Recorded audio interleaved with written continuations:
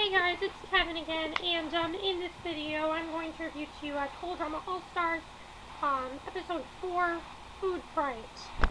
This episode is definitely very interesting. There's some very interesting things going on here. A lot of stuff to talk about, so let's just get to it. First of all, I think the first thing I want to talk about, of course, the main challenge had to do with food. They had to basically have all these gross foods, living food, and then selected campers, Sam and Alejandro, have a log rolling challenge. And that's basically what's going on, but there's a lot going on besides that. But let's first talk about this big, epic switch.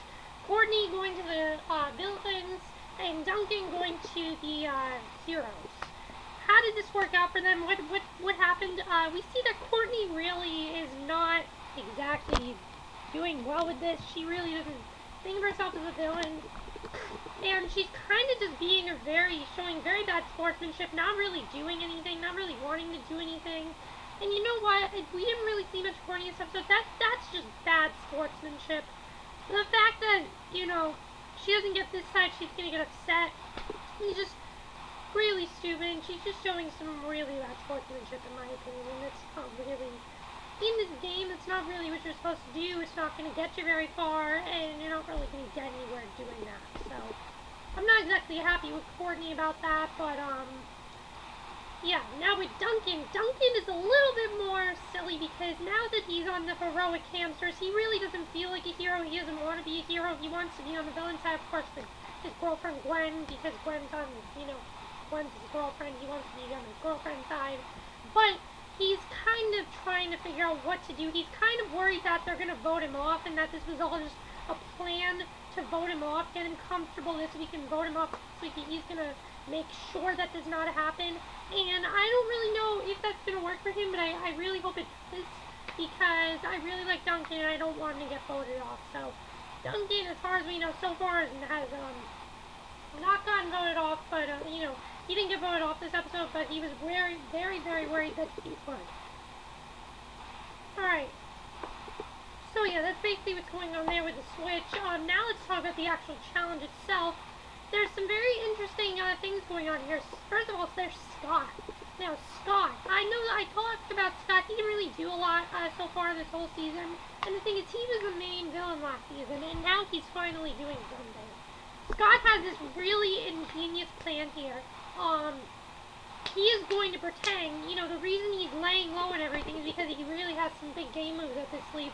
First of all, he's kind of flirting with Courtney, and Courtney is thinking about starting the lines, but really he's just in the lines for himself. He's probably going to do like what Alejandro did in Total Drama World Tour, where he's going to get her comfortable and then he's going to vote her out. Probably what he's going to do. And I don't really like Scott for that reason, but I think it is really genius gameplay what he's doing. It's really, really ingenious gameplay. It really is great. So yeah, that's basically what he decided to do. Also, we'll get to what else he does, but yeah, that's kind of what he wants to do. So as far as the challenge goes, it's definitely not the easiest challenge. A lot of them are puking and stuff. And let's talk about Mike for a second. Mike is very, very confused because his personalities are basically running wild. He really can't control them anymore. He's realizing that these personalities are coming back because the evil one is really trying to take over him still. And Mike accidentally broke Sierra's phone. Because Sierra's phone got destroyed and she didn't know what else to do. She's still picturing everyone as Cody. She's basically, that was her main dilemma in this episode, was her basically freaking out over the phone. She really wasn't doing anything because she was so, pissed off about people about Mike destroying the phone. And Mike doesn't really know what's going on or how this evil guy is taking over him. And he really wants to stop it, but he doesn't really know how to get rid of it. And I think it's definitely going to be very interesting to see what happens.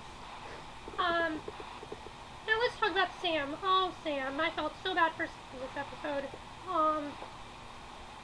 Sam is kind of, he's trying to be, he's trying to prepare for stuff, but he's being really he does not do the right thing. Sam is way too nice, and that's the problem.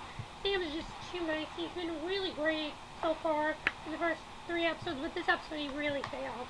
And it's not a good thing. He really did fail this episode.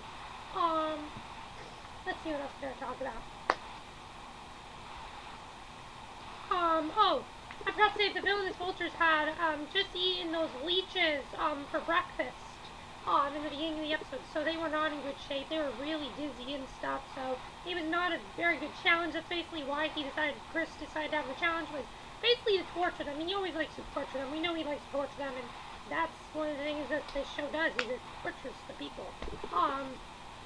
And Gwen still wants to apologize to Courtney. She's really hoping that, she doesn't pass out or anything, so she can actually apologize to Courtney. And Courtney, of course, doesn't want to listen to what she has to say. And, Courtney just does not want to listen to her. She could care less about what she has to say. And, I just think Courtney's being a real bitch. She is definitely more of a bitch than Gwen. More of a bitch than Heather, I would say. Because Courtney's like the biggest bitch in the whole show. Biggest bitch ever. You know, Heather wasn't even this evil. Heather just, like, cheated on, Heather just kissed friends and made things harder for Gwen. Courtney just goes out with everything. She ruins everything. She's a real bitch of the show and the one we're supposed to dislike. So, really do not like Courtney at all this season. It's really hard to like her this season, and it really is a bad thing. I mean, this is worse than Total Drama World Tour. It's even worse that she's not giving time. It's just really ridiculous. So yeah, that's definitely getting old. But now let's get to the biggest part of the episode. Who won this challenge?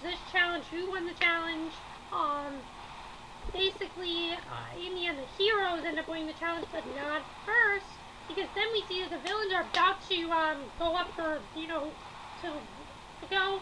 And if I were to pick one, I think they would have voted out Courtney. That probably would have been their plan, was to vote out Courtney, because Courtney was probably the one that was getting on all their nerves. And it would either be Courtney or Alejandro. That's who I suspect it to be. Because in my opinion, I think Gwen and Heather, are pretty safe right now. Scott's pretty safe too, because he's just laying low. I think, though, Gwen and Heather are pretty safe. So we don't have to worry about them very much. On the hero side, Mike and Zoe are very, very safe this episode. They didn't really do anything bad, so yeah, that's what's going on with them. But then we basically find out that the heroes did not actually finish the challenge because Sam was ready to volunteer to go on Boney Island, and he was going to volunteer. But of course, he just didn't do the right thing because his cast members ended up voting Sam out. So Sam left, and Scott wants to go on Boney Island, and it's a very good strategy again because if we remember last season, Scott won the Chris Invincibility statue very quickly. I remember when that happened. It was really big, and then now he thinks that he can get it again. We'll have to see if he can get it again. I think he could, but I don't know if he's going to be able to. But oh gosh, poor Sam. I really feel bad for Sam because he definitely did not deserve to go. He made a bad decision, we all do. He kind of just prepared. His timing really wasn't the right thing. He should not have prepared to volunteer to go on Boney Island and prepare to stay, because you never know if you're going to stay. It's something you should never do. You should never get too comfortable on this show. And that's basically it. So that's basically it for this episode. Let me know if you guys saw the episode. What do you think's going to happen with Mike? Why do you think Evil Mike is taking over? Do you think that eventually Mike might just like disappear and Evil Mike might just like take over him?